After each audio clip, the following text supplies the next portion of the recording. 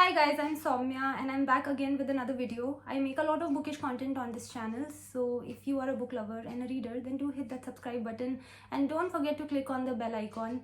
So in today's video, I'm going to talk about a specific book, which is this one, The Psychology of Money by Morgan Housel. I'm sure you're familiar with this book. It's quite popular. I finally read it and I annotated it quite a bit, as you can see, and I decided to make a video on what I thought of this book. The Psychology of Money is a book that helps the reader form their own good judgment or discernment with respect to how they should handle their own personal finances, what they should do with their money, how they should invest it, and whether they should save it, how they should save it, the approach they should follow. And all of that is done in this book by sharing anecdotes of different people about what they did with their money and the results that they had, like the rewards they reaped or the losses they suffered. And the author has obviously offered his own opinions as well throughout the book. Now, the topic of your personal finance can be daunting for some people, although looking at how this world functions now, this seems a little bit unlikely, but still I don't like to assume. Different people come from different backgrounds. I see a lot of young people being very interested in their personal finances, but still I'm sure there are people who are not as clued in with respect to their own money. So if you are one such person, then you should definitely go for this book, especially if you find the topic of your personal finances intimidating. This book is very easy to read. It's very beginner friendly. Now, I want to make one thing very clear. This book does not give out a blueprint of how you should invest your money, and it doesn't tell you steps as to this is what you should do, that is what you should do. This book helps you develop your good judgment. This is what I said in the beginning as well.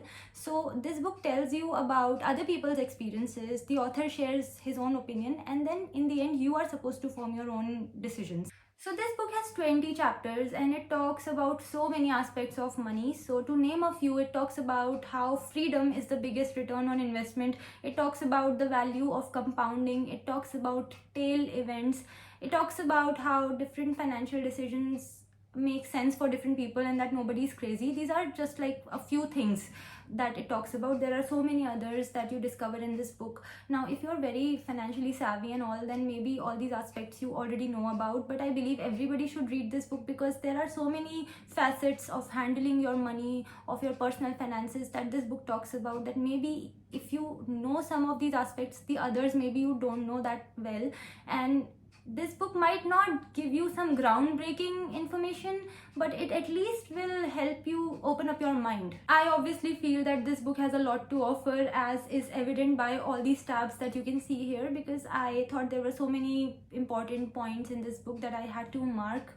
Also, I love annotating. It's very therapeutic and it's a lot of fun and obviously extremely practical and useful. This book is meant for everybody. That is what I am trying to get across in this video. If you are not picking this book up because you feel that it's not going to be an easy read for you, then try to understand that this is a very widely known book. It's extremely popular, and that is only possible because this book is meant for anybody and everybody. And last but not the least, I have to mention the readability of this book. This is a very easy to read and an interesting book because, as I said, there are a lot of anecdotes in this book. So it's like you're listening to all these stories and in the end you're learning some lessons. So that's what it feels like. Also, the way the author communicates with the reader feels very friendly and conversational. So overall, the topic of this book is quite serious and the book is no nonsense, but at the same time the narration of this book doesn't feel stiff and boring. So I think that's a very big bonus. So if you have this book on your bookshelf, then this is your sign to go pick it up. So if you want to get your hands on this book, I'll leave the link for that in the description box. Thank you for watching today's video. If you want to connect with me on my social media, the links are in the description. I will see you next time. Till then, bye bye, take care and stay safe, guys. Bye.